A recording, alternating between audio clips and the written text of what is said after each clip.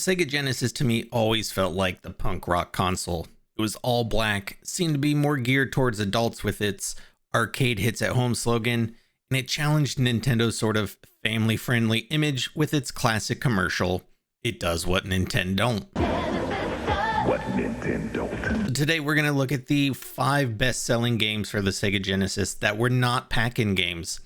Because Sega counted games that were bundled with the console towards game sales, we will only be looking at games that were sold on their own. So while the original Sonic the Hedgehog is technically the best-selling Sega Genesis game of all time, it's not on our list.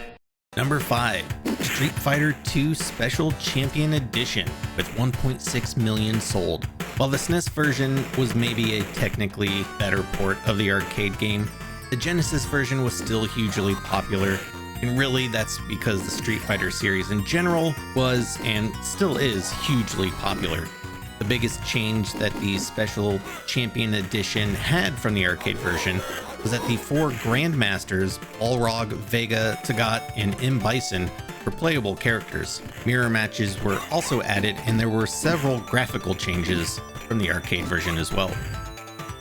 And it's no surprise that it's in the top 5 best-selling Genesis games. Fighting games were huge on the Sega Genesis. In fact, 3 of the 5 games on this list are fighting games.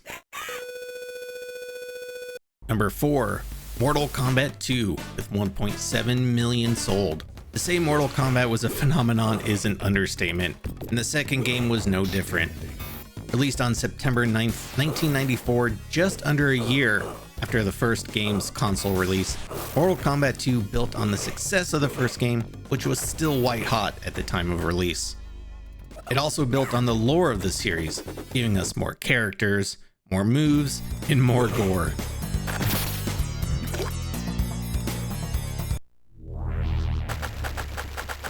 I would say the game also took a less serious turn as well.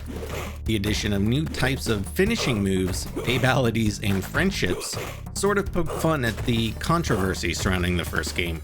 Babalities would turn the opponent into a crying baby, and friendships would see the character dance or present a gift to the opponent at the end of the fight. Though not quite as successful as the first game, the success of Mortal Kombat 2 ensured that the series would be around for a very long time. Number 3, NBA Jam with 1.9 million copies sold, and the first game on the list that's not a fighting game. Another arcade port, the home console release of NBA Jam saw this series shoot into the stratosphere. Its popularity also opened the door for other arcadey style sports games like NHL Open Ice and NFL Blitz. This 2-on-2 basketball game features real NBA teams and players, though one player was conspicuously absent from the game. To keep the game fast, it featured no fouls or free throws, and the only violations were goaltending and shot clock violations. If the game was known for anything, I think the 2 most notable things about it was the announcer who would shout famously hilarious one-liners like, "He's on fire" and "Can't buy a bucket." He's on fire! Can't buy a bucket! The other being the even more hilarious Easter eggs. Most well known, I think, were the hidden characters like Bill Clinton and Al Gore. Did anyone else enter the Blockbuster Video tournament for NBA Jam? How well did you do? Number 2, Jurassic Park with 2.2 million sold. Jurassic Park was a tie-in video game of the movie and also the second of 2 games on this list that aren't fighting games. Jurassic Park is your standard side-scrolling game, but what I always thought was cool about it is you could play as the human character, Dr. Grant, who's trying to escape the island, or you could play as a velociraptor who is hunting Dr. Grant. As Dr. Grant, you progress through some of the familiar movie settings and a strange multi-tiered river level that really only makes sense if you've ever read the book.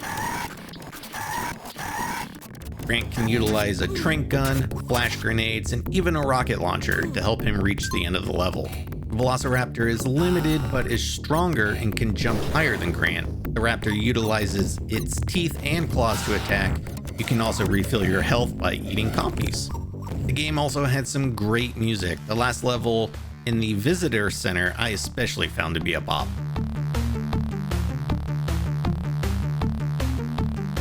And the number one best-selling Sega Genesis game, Mortal Kombat, with 4.3 million sold. But the Sega Genesis was the punk rock home console, Mortal Kombat was the punk rock fighting game.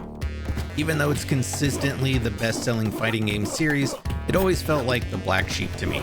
Released on September 13, 1993, infamously called Mortal Monday, it was an instant hit. Of course, it was already a well-known arcade game, but the release to home consoles saw Mortal Kombat explode in popularity, selling more than 3 million copies by November of the same year. Mortal Kombat was part of a larger controversy around violent video games at the time that reached all the way to Congress, which eventually led to the creation of the ESRB, or Entertainment Software Rating Board, that is still used today. Mortal Kombat was so controversial that it was also banned in many countries at the time. With its motion captured animations, which was groundbreaking at the time, original story and settings, and its over-the-top violence, it's hard to talk about the Sega Genesis and not mention Mortal Kombat, a series that's still going strong over 30 years later. So there you go, those are the 5 best-selling Sega Genesis games that weren't pack-in games. I found it pretty interesting when doing my research that when you take away the Sonic series, 3 of the 5 best-selling games were fighting games. But then again, the Sega Genesis was always the arcade games at home console, and fighting games were hugely popular in arcades, so maybe it's not that surprising.